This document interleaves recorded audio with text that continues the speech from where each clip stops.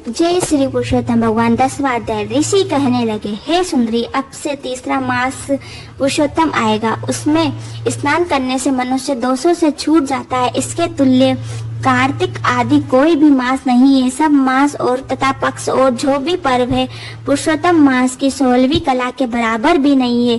12,000 वर्ष गंगा में स्नान करने से जो फल मिलता है और सिंह के बृहस्पति में गोदावरी गंगा में स्नान करने से जो फल मिलता है, वही फल कहीं भी पुरुषोत्तम मास में एक बार स्नान करने से प्राप्त हो जाता है।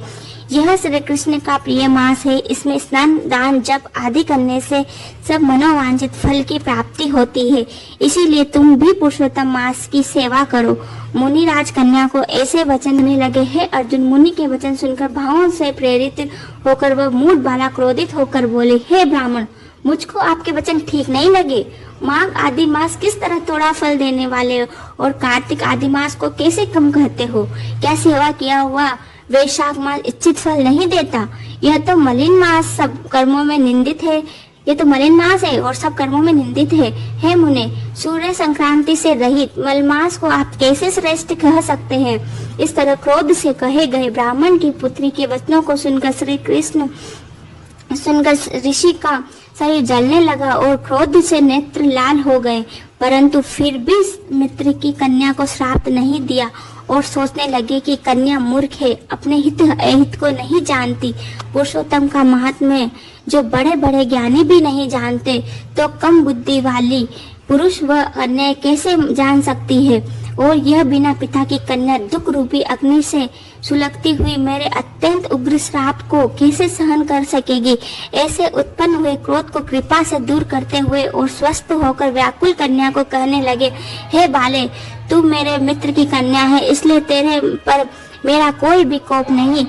जैसा तेरे निर्भाग्य मन में हो वैसा ही कर, और भी जो कुछ होने वाला है सो सुन।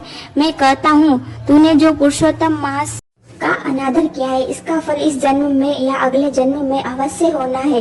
क्योंकि तेरा पिता मेरा मित्र था, इसलिए तुझको श्राप नहीं देता हूँ कि तू बालक है, अपने शुभ तथा अशुभ को नहीं पहचानती। तेरा कल्याण हो। मैं तो नारायण की सेवा में जाता हूँ। श्री कृष्ण कहने लगे कि ऐसा कह वह महाक्रोधी तपस्वी मुनि झटपट चले गए और उसी क्षण वह कन्या पुरुषोत्तम के अनादर से कांतिहीन हो गई और अपने मन में विचार करने लगी कि तत्काल फल देने वाले पार्वती पति श्री शंकर की आराधना करूंगी। ऐसा निश्चय कर अपने आश्रम में महान तप करने की इच्छा करने लगी।